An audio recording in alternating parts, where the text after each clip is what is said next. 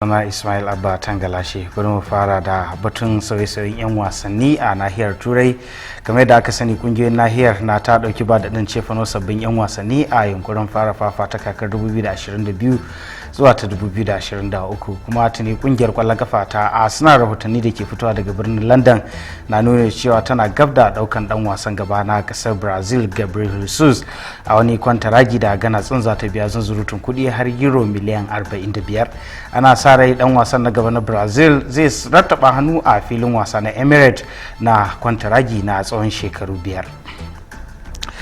Dan wasan gaba na kungiyar kwallon kafa ta Liverpool dan kasar Masar Mohamed Salah rahotanni na nuni da cewa zai bar kungiyar a karshen kakar 2022 zuwa ta 2023.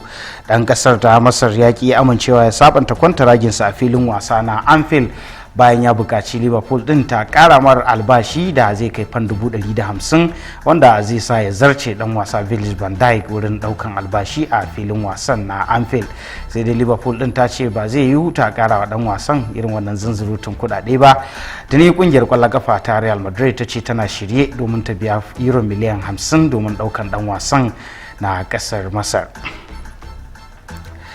Kungiyar kwallon kafa ta Arsenal ta bika ta fan miliyan 35 domin daukan dan wasa na kungiyar kwallon kafa ta Ajax Amsterdam Leandro Martinez. Dan wasan na baya mai shekaru 24 rahotanni na nuni da cewa na ɗaya daga cikin 'yan wasannin kungiyar kwallon kafa ta Ajax Amsterdam da manya-manyan kungiyoyin kwallon kafa na nahiyar Turai ke kai kawo wurin ganin sun ɗauke su. Manchester United ta gasar Ingila ta ce ba za ta amince ta baiwa kungiyar kwallon kafa ta Barcelona captain dinta Harry Maguire a cikin kwantaragin da United din take so ta dauko dan wasa na tsakiya na kungiyar ta Barcelona Frankie de Jong ba.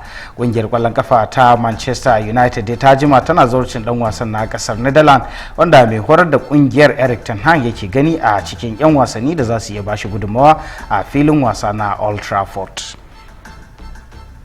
Kungiyar kwallon kafa ta Barcelona a ƙarshe ta ce za ta sabanta kwantaragin dan wasanta na gaba Ousmane Dembele dan kasar Faransa.